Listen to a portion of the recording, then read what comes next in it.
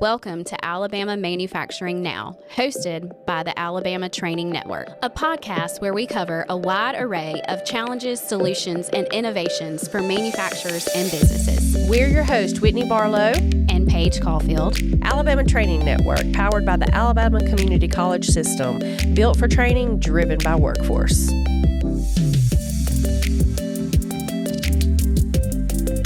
Welcome back to Alabama Manufacturing Now. It is our pleasure to have James Potts with us today with Peak Renewables out of Dothan. Hello, James. How are you? Doing great. How y'all doing? We are lovely. Thank you for being with us today. We just want to ask you a few questions today and really tell us about Peak Renewables and what you guys do and what you do there. Well, long story short, Peak Renewables is a bioenergy producer of woody biomass.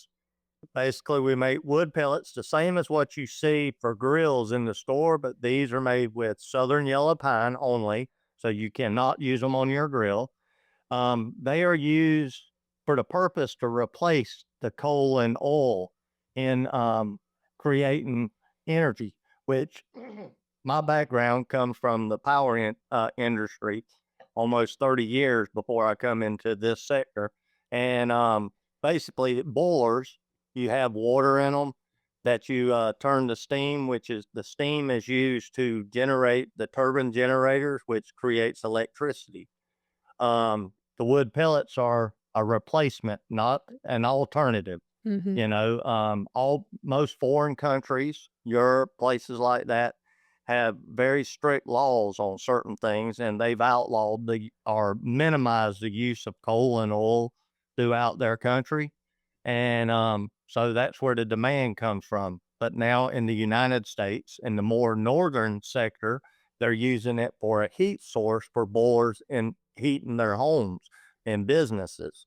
So, as time changes, we'll see more and more increase, which is a good thing. If y'all keep up with the wood industry market, we've seen a drastic decline in pulp mills, paper mills, because of modern day times. Mm-hmm. Modern day times is going digital, computer, less paper, needed, such and such.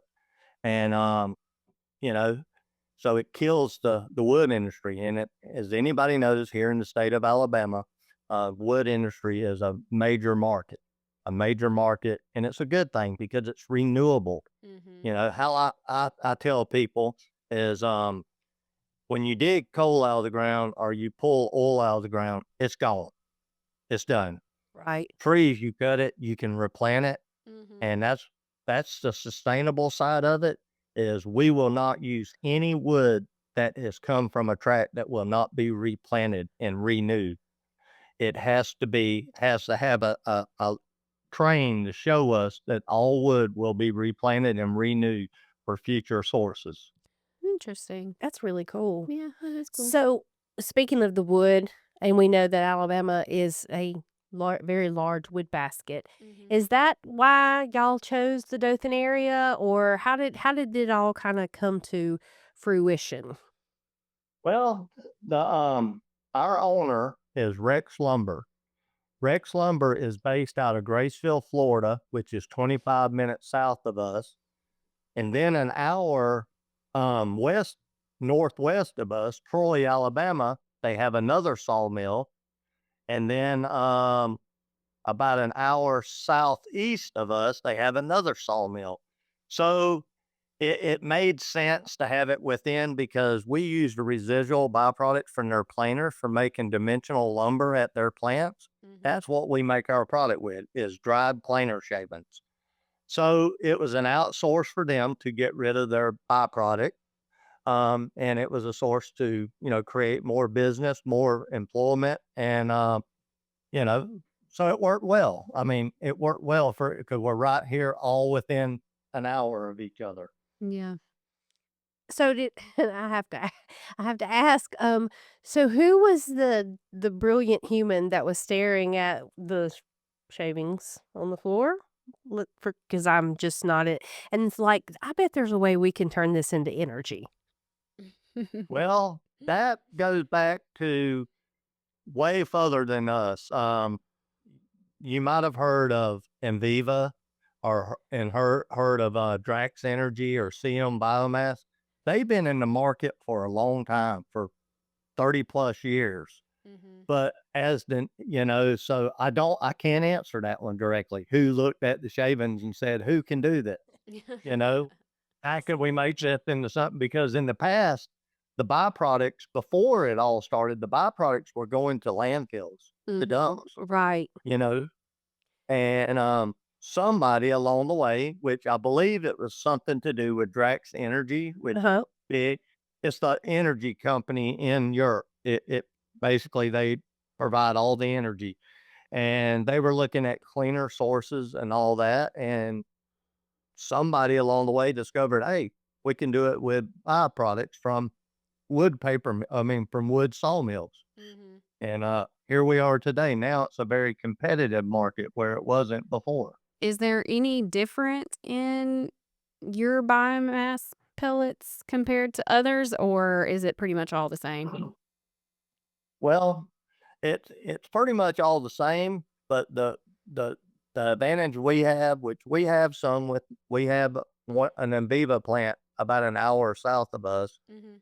but in the abundance of pine wood is Yeah. here in the South. The ones that are spread up in Virginia and places like that, they don't have near the abundance. Mhm. So we can meet the demands, and we can, the longevity of our plant has got a brighter future. Yeah. And let me add, coming from the power industry, I worked in the power plants of paper mills. I worked at West Rock Yeah. 25 years, and I worked at GP for 5 years. Okay. Within the past 3 years, three paper mills have closed within 100 miles of Dothan: Mhm. Panama City, Georgia Pacific, Cedar Springs, and Perry, Florida. Well, that just opened up a whole new avenue of wood, because now them paper mills are not pulpwood and that wood. So these sawmills have it fully at their availability. Mhm. So is it just yellow pine? Just yellow pine. Okay. And is there something in the yellow pine that makes it more Yes, ma'am. okay. Yes, ma'am. The terpenes in it, which creates BTUs, higher BTUs. It takes Okay. very similar to the BTUs you would get off coal or oil. Mhm. So the price is a lot cheaper to be able to renew and use wood pellets than it would be to use coal and oil anyway. So that makes it inviting to these energy companies to use it Yeah. instead of using the source that will be gone once it's gone. Yeah. So how long is that turnaround? We're talking about from shavings to getting the energy. How long does that take? By the time we get shavings here daily, and we can run through about everything that we get here on site in a day. Wow. Um, so we're loading pellets continuously. We're loading anywhere from 2,000 metric tons to 3,000 metric tons, which a week, Mhm. and that's because we're limited on the amount of equipment we have here. But yeah, by the time we receive shavings, we can send out 3,000 metric tons by the end of the week. Wow. So And oh, go ahead. that's a lot. Yeah, It until is a it lot. I'm just literally a ton. it's, it's so much. Yes, it is. Oh, that's funny. We made a joke. So here's my question about like this is so fascinating to me. First of all, we want to know if you give tours Yes. because we 100% want to come if we can. Um, tours to the Yes, facility. absolutely. Okay, Oh, great. because I am very interested in this whole Yeah. entire process, and that it's. I am familiar with the growth that it had in Europe. I wasn't as familiar with it growing as fast. You know, it takes a little bit over here in the new world to pick up. I'm gonna show y'all something. Okay. All right. Yes, show and tell. I love it. See, this Oh, cool. There's the drywood shavings. shaving. Yeah. So it's like sharpening your pencil. That's what it kind of looks like. And Yeah. What's funny is one of our suppliers is not only Rex, and we get everything Rex has, but Abbeville Fiber out of Abbeville, Florida. I Mhm. mean Alabama. They also produce these for barnyard shavings that you buy in PetSmart and stuff like that. Yeah. Oh, So we get their overflows. This is where it all starts. This comes in by truck. We have anywhere from 20 to 30 trucks a day with an average of 22 to 25 tons per truck. Then this is your pellet. This Oh. is the first pellets we made once we built this plant on December the 15th of 2023. They're that actually a is little bit bigger than what I was picturing in my mind. That's really cool. But you use a pellet grill at home or anything? yes. Mhm. Well, we have stay. We Actually, don't. the same dimensional sizes as a pellet grill. Really interesting. That is a that's Yeah. it this is amazing, which is why y'all received what I see behind you, the Maudie Award. So Mhm. tell us how you felt when I remember I was sitting at the table, I was if you're facing the front, I was to your right. And I remember y'all all just woohoo when they announced or I guess your video started playing. So tell us how that felt to receive that. Well, of course, it come by nomination, and Mhm. I don't know who all the nominee was. I mean, or who nominated us, but I do know that the chamber in Dothan, some very key players, Matt Parker and Mhm. Colton Curriton and all that, the president and vice president, they've had a lot of hands on with our business from day one. They helped, put the roadway in. They've helped us set up career days and all that to Mm. get people hired in here because you don't have a lot of people with the experience from the background Mhm. of pellet industries because it is fairly new still. Yeah. And so they done a lot. And when I received the invitation to come there because we were nominated, I felt like it was just we were just nominated and we was just gonna be there. And so really wasn't prepared. We wasn't prepared to win that day. And when all the other winners were called out and then they called our name, we all looked at the screen like, what's going on? I love it. So it caught us completely off guard. Um, but it's a testament to what we done. We broke ground on this site on June the 6th of 2023. We made our very first, that's breaking site, that's breaking dirt. That's crazy. Amazing. Yeah. December the 15th of 2023, we ran our first pellets off of our machine. That's what I'm talking You know, about. 6 months. Yeah, that is That is, great. and I think that's where we've had so much support from the community Mhm. because they see the will and want Mhm. for us to be successful in this community. And Dothan, the mayor of Dothan, Mark Saliba, everybody has been arms wide open. What can we do to help you? You know, y'all need some workforce training? Do y'all need some, you know, ISO training or OSHA training? What Mhm. can we do to help y'all be successful? Yeah. And I can't say enough about the community, about the whole state of Alabama. Mhm. That they welcome industry, which helps us, stay economically sound. Mhm. Um, which is just great, great. And I mean, I've got people that come in here from outdoor sales. I got people that come in here from a nurse at the hospital, um, and now they're working in an industrial plant.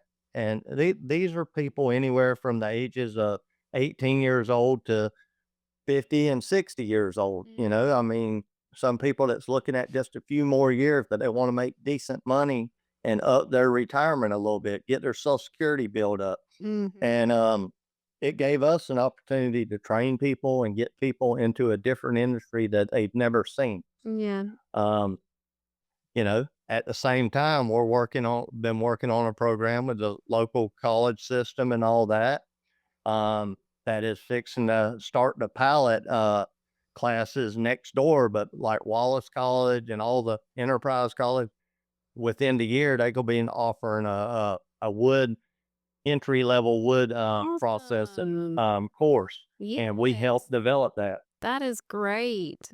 See, A that's lot of the really filming for the course was done right here at my plant, you know. Oh, that is amazing. oh, so see, that it's almost like it's like he looks like he read our mind of what we were gonna ask I next. know. Workforce. Are there any, which you did talk about it just a little bit, but are there a certain set of skills or technical capabilities that you look for that are most important, for when you go to hire employees?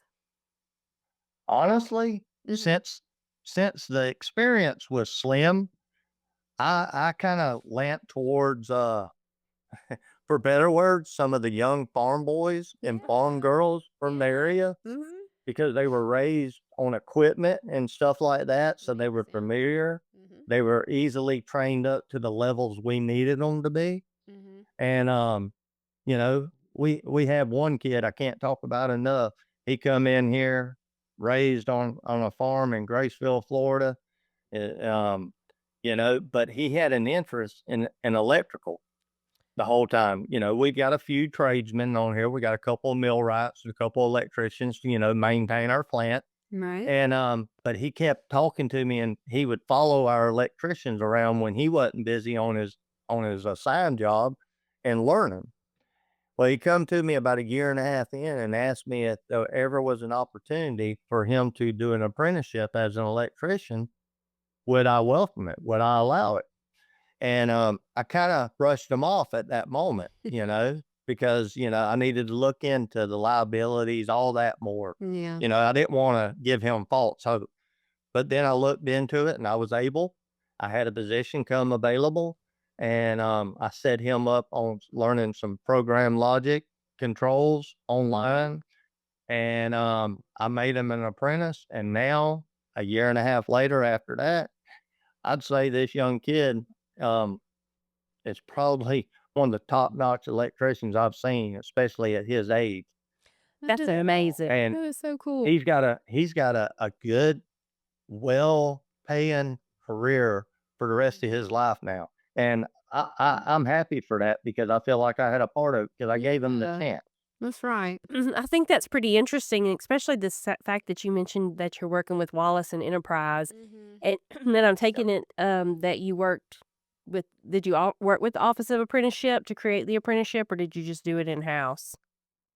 We did it in-house. Okay. They done it in-house at the time, but we're gonna work towards the future and maybe doing it outside, Mhm. um, because as we grow, I would like to be able to grow in the workforce and give back and do apprenticeships and all that, you know? You're Mhm. making They're only 3 years into our plant, but honestly, about 2.5 years on runtime, and, as we grow, we're gonna add that. We're gonna Mhm. add that opportunity. Well, I think that's a tremendous thing because it gives people you invest. We've Mhm. a lot of our guests who've been on the show that were manufacturers, most of their success comes from the fact that they realized investing in their employees was the key Yeah. to the longevity and a strong workforce.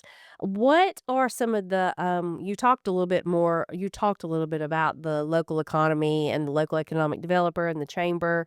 They're one and the same in the Dothan area, or they're housed in the same building in the Dothan area. But how critical was that for your selection of that Dothan area? Did it play into it at all? How did you feel like with the workforce capabilities as a growing company? Because you are, compared to most of the guests we have on here, you are definitely a baby when it comes to manufacturers. Yeah. Most of our manufacturers we've held as guests are at least 20 Let's just years. say that we recently did a podcast with somebody who was about to celebrate their Yes. 90th year. So, So in the world of manufacturers, you're very much a baby. And so how has all that local support, workforce, community college, all these people, how have they played into helping you kind of go from the crawling stage to the walking stage? They've set us up with AIDT, Alabama, training and all. They set us up in every way, you know, you could think of. But with saying that, we are the new baby, but our parent company, Rex Lumber, is celebrating their 100th anniversary this year.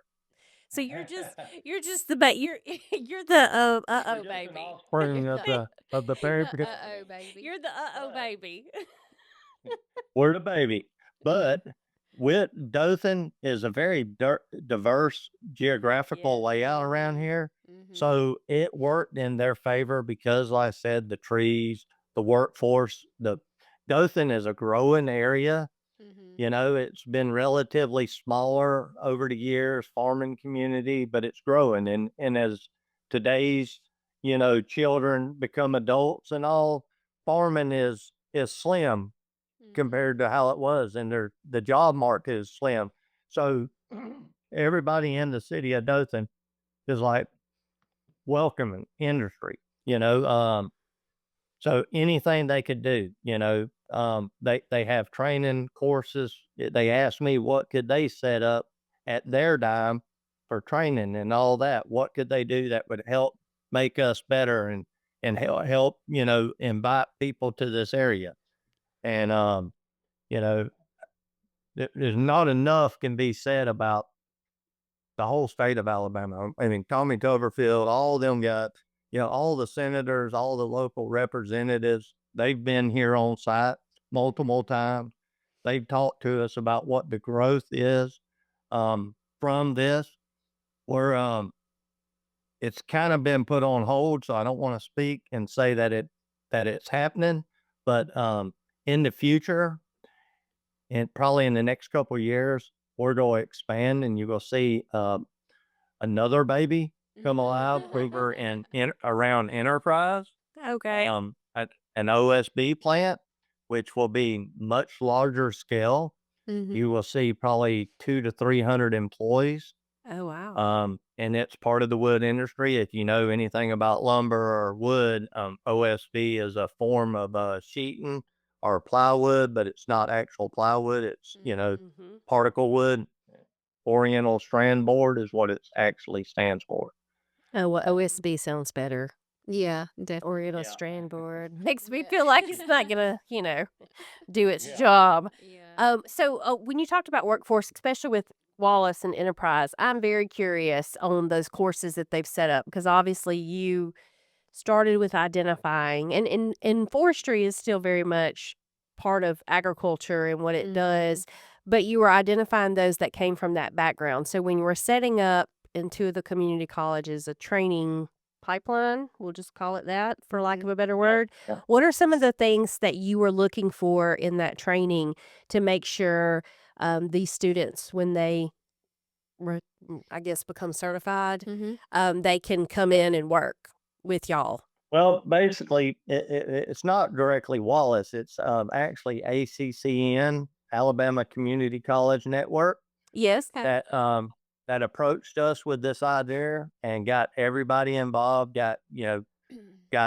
our plant, got Smart Lamb, our sister plant next door to us, which is a mass timber producer, Rex Lumber, Great Southern Wood, which is Jimmy Raines up in Abbeville and all that. Mhm. And they pulled us all together to work as a team and help develop this program that would help develop skills for what's needed, from troubleshooting equipment, from learning how to use a grease gun, from learning how to set parameters on equipment to run, optimal, how to, the equipment is the big thing, your Mhm. heavy equipment, front end loaders, forklifts, Mhm. lulls, man lifts, all that stuff. And that will all play into the courses. They will have you know, um, what they call the lab days, and where they will actually come on site and put their skills to test and be graded on that. Mhm. And it gets to people where they can come in instead of being green, they're not, fully developed, but they already got their mind open and wrapped around what they're stepping into. Troubleshooting skills and learning equipment is the key process. People that, just like if y'all come here for a tour, you walk out here on one of my floors and you hear the loud noise of the equipment and all. Well, you don't. you won't notice any change. But if you pay attention and learn your equipment and learn how to troubleshoot, you don't just troubleshoot by going and doing tests on the equipment. You do troubleshooting by hearing sound. You hear a change in that noise that you hear, that god awful noise that you hear, and it changes. But that alerts you that something has changed in my process. Mhm. You know, whether it be it needs more grease, whether it needs adjusting, whether it needs more feed of fiber to it, you know, more of the shaving, Mhm. you know, and it gets you involved in it and gets you looking and finding. And Yeah. that's one of the key things that that we look for is people that have troubleshooting skills and, Mhm. you know, can come in and they're not walking around, you know, kind of with their head in the air, you know, just earning a paycheck. Mhm. And, you know, these courses will help develop what's needed, and people won't come in here scared. Every one of us remembers our first job walking in, Mhm. your first day, and you was scared to death that you was gonna fail, scared to death that you was gonna mess up, that you Mhm. was gonna do something, you know, damage something, or whatever it might be. These Mhm. courses are set to make these people not failures, make them succeed. They walk in with confidence on day one. Mhm. Oh, that was perfect. Yeah. It was like he was cheering for you. How about it? Yeah. Yeah. Ah. What did you how so for if anybody wants to get into the renewable energy field, whether you have some so where do you see it going in Alabama? Mhm. Are you seeing a bigger, there was that little bit of a big hype and then it kind of died back out and now we're starting it like it should. It's coming with sustainability. So how do you see that the coming in the forecast? Well, I see it very well. I don't know if y'all are familiar with Epps, Alabama, Mhm. which is not too god awful far from Tuscaloosa. It's right on the Mississippi line. Yes. The world's largest pellet mill just was commissioned over there in the last month.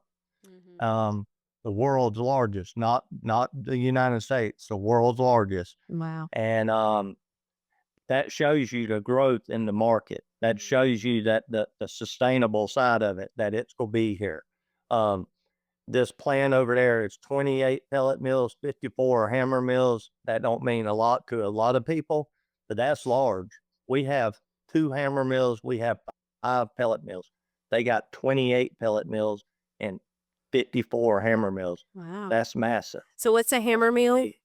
What's a hammer? Hammer mill takes the fiber and actually breaks it down into a smaller form to be able to run through the pellet mills and compressed into a pellet. So it's Because literally a hammer.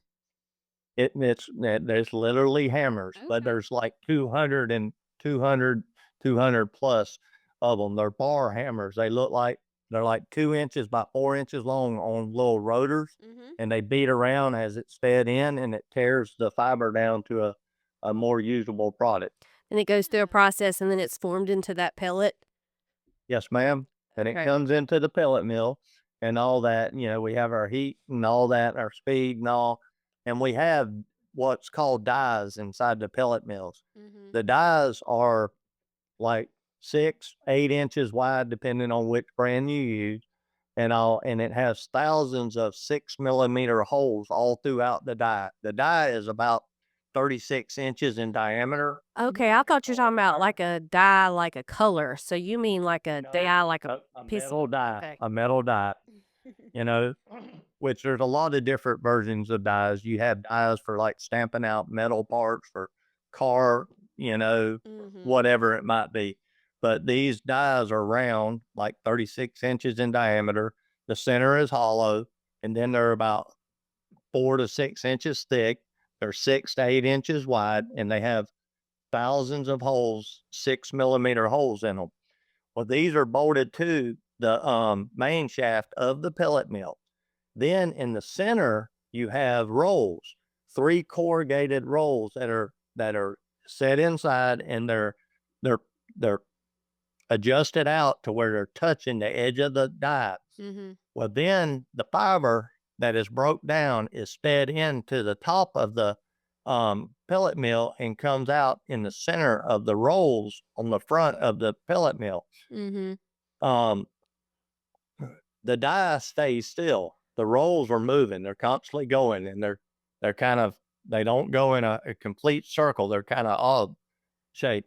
So they're catching the fiber, and when they catch it, as it feeds in, it's pushing it through them holes in the die, which Mhm. forms the pellets. And the heat compresses it and holds it together, you know, and that's where we adjust. We take QC test, we check durability, we check bolt density, we check for fines breakdown and stuff like that. And it's all based off of the retention time in the die. If you're going too fast, you're feeding too much, your pellets will come out the other side of the die and just fall back into the fiber. You've got to have your speed, got to have your pressure of your rolls set just right Mhm. and all to be able to maintain and produce a good quality pellet. Because these pellets, and this is the funny catch to all of it, these pellets are loaded up into rail cars, trucks, whatever. Our site, rail cars only, but a lot of different places. And then they're put on a ship and sent overseas or sent to places on trucks here, and they're broke back down to their original. They're broke back down, but you can't load them into a ship or a container in a mushy form, because if they get any moisture, they absorb all the outside moisture, and then they're not usable to burn. Well, in a die, you get that hot shielded outer surface on them, and it won't absorb the moisture. So then it goes back. It keeps it a ready-use product for when they get it on site and they grind it back down and blow it into the boilers to ignite and all, it's ready to use. If it was wet, you cannot use it. That is I'm amazing. learning so much. I know. So it's almost like a little peel. You put like a little gel capsule on it, Yeah. send it, and then Well, we don't, but it is. It's almost like Yeah. gel cap, but it's formed from the wood. The wood, because of the create. pine, you couldn't get that out of hardwood or anything like that. Pine has natural lignas in it, and it has terpenes, and it will create that little shell, basically, like she said, like That a is kill shell. so That is, and that's why cool. we use Yeah. pines. And now I understand what terpenes have to do with it. That's This really is like a whole neat. biology / chemistry class that we're Yeah. going into on a That's Friday. pretty cool. This is amazing. Yeah. So with, I'm not sure. Have y'all what? Oh, look, yeah. See, and so then when you, You see, so what do they pellet put it in shining. to make it open back up? It's just ran through a grinder because see, if you'll see it, it'll break apart real easy, but Oh. you can break it down, but it's put into like a grinder, a pulverizer, what you call a pulverizer. The same equipment they use to pulverize coal Mhm. is converted to pulverize wood. And then this Wow. runs in the burner at the same BTU as coal. Pretty much, pretty close. That's Not pretty quite as Yeah. close, but I mean, it's very, very similar. This is absolutely Yeah. amazing. That's cool. I'm loving this. So moving forward, Yes. things coming down the pipeline. Are you is Peak Renewables, are y'all seeing any trends that are shaping the future in renewable energy? Um, yes, and I kind of spoke on it earlier. I think one of the trends that I see, which is not so much favorable, but we're seeing a trend down in the pulp industry, which Yeah. is, it hurts people all the way around. You Mhm. got people that invest in property, um, and they do Mhm. nothing but grow trees that they sell to pulp mills and to paper mills. And as these pulp mills and all that decline, because they can do at one mill what they used to have to do at 10 mills, Mhm. you're seeing less use of trees. But what a lot of people don't, excuse me, what a lot of people don't understand about the pine tree can't sit there and grow for 150, 200, 300 years like oak trees, Correct. is Mhm. you'll start getting pine rot, you'll get pine beetles and all that. So the value of the timber on the people's property decline if it's not being cut and renewed regularly. You've got to go in there and do thinnings. You got to go in there and do select cuts and all that. And I believe you get a lot of push from the people because there's a lot of people that has timber investment land and all that. Um, they want somewhere to go with their wood. And and if it's a green energy, why not? It makes sense because it's better for the environment. The emissions that come out of our plant and all that is nothing like what coal and oil. And I'm not knocking coal and oil whatsoever. It's powered our country from day one, from the start of electricity here. I've got a lot of family in that industry. But as times change, we have to find better sources to create, good, clean living that our children, our grandchildren, and all that will still have an earth that if we continued on the path we're on, it's self-destructive. So my question is, are you still invited to family Thanksgivings? Yes, I am. And actually, what's funny is as some of the local, because I got out of the paper industry before the closure of these three mills. I actually left right at about the time they closed Panama City. So I started hiring people from these mills. I don't have a big workforce, but as I could bring people on, I brought them on, and they see what I saw. I come in with blinders from day one, coming from burning coal and oil, and walked in here and was like, okay, green energy. But it's a great thing. I mean, it's a great thing. And I've been to a lot of the conventions throughout the United States, biomass convention and stuff like that. And the more you learn about it, the more interest you have in it because, you know, you can't go wrong by doing something that's better for our, it's just like you going on a clean diet for yourself. You're cleaning your body up. Well, we're helping clean the world up. Yeah, the whole process is it keeps waste out of the landfills. It returns things back. It's renewable. You can plant it again. The whole process is very so do you see a lot of your customers are overseas still? Or you have some do you see an influx here in country? Well, our one sole customer, CM Biomass, which they have a lot of plants. They have their headquarters here is in Houston, Texas, but their end user is Drax Energy, which is the largest energy provider in the UK and Europe and all that. Um, so our end user is Drax. Now, if they move some, sell some to different markets and all, I don't get made aware of that because I have one customer. And then, I supply them and then they supply whoever their customers are. But I do know that like I know they've been kind of sidetracking some stuff. They started selling to Asian markets and stuff like that, Canadian markets and all, and more for heat sources, not so much for energy sources. Because like in Canada, they have pines also, but their environment is so different up there that the pines up there don't have the terpenes in it and it's more sandy.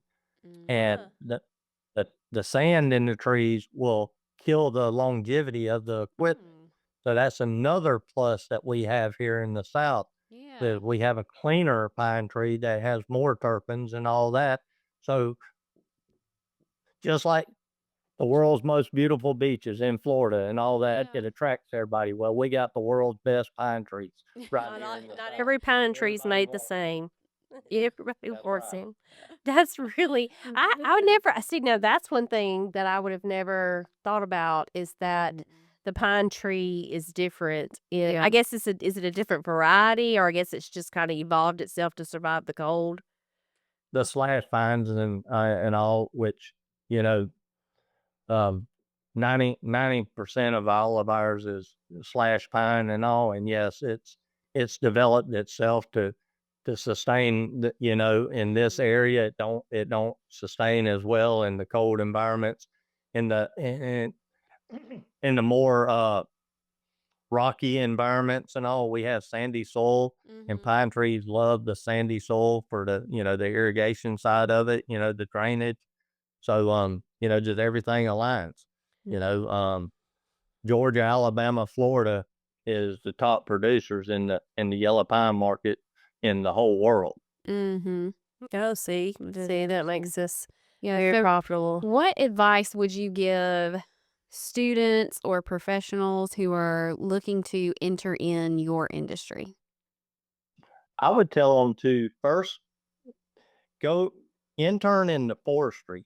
Okay. Go into the forestry, and it will develop that drive for you to see plants like ourselves, be successful. And then, get as much background as you can in forestry, and you can then learn the other side of it, the equipment handling and all that. And you can't go wrong. I mean, forestry is a great place to start. Yeah. Um, and you can make a good career out of forestry, but it's limited. You're not going to have near as many foresters throughout, the state. You might have, I don't know, 50, 100. I'm just using a number out there. But then when you got multiple pellet plants and multiple OSB plants and sawmills throughout, you're looking at thousands and not hundreds of thousands of employment career jobs, but one of the best things, like myself, I've had to learn the forestry. I've had to learn how cutting tracts of wood all works, how the government regulates it for good, not for bad, because of the sustainability part of it, the SBP certification that we all must maintain, which is Sustainable Biomass Policy certification. Um, that's what's great. I was reluctant to work with foreign entities coming into this to start with, but they hold us to a much higher standard and they make us be better. They make us be better. We cannot take any lumber or anything. We have to track where these shavings come from. So each one of our suppliers has to provide us geological locations of where the timber was cut and show us proof from the certified loggers, they're state certified, that they know that they're not damaging any gopher tortoise areas, any endangered woodpeckers, any salamanders, or if that's any of that stuff is known on that area, they cannot cut it. They got to leave it alone.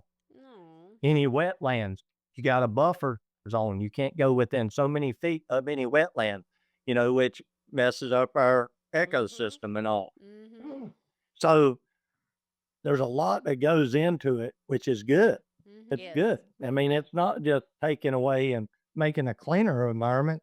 It's maintaining everything that's always been here for thousands of years. And they don't go extinct and all. Right. Leave it better than you found it. That's right. I love that. And that all starts with forestry. That's why I tell people to go get involved with that, because they will learn every bit of that by interning and following forestry around. And then when they come to our market, they'll have a leg up on the rest of the employees. Yeah. That's great. So, final question. You ready? Yes, ma'am. Okay. So the final question is, on this podcast, we always like to ask, if you were to look into a crystal ball and see you, yourself, your company, your sister companies, your parent company in a year, where would you say y'all would be In a year, in a year? well, we just added a pollution control device to our, because we have to do air tests, we have to do multiple things here for ADEM, for Alabama Department of Environmental Management. When we first started up, we were curtailed. We was only allowed to run so much.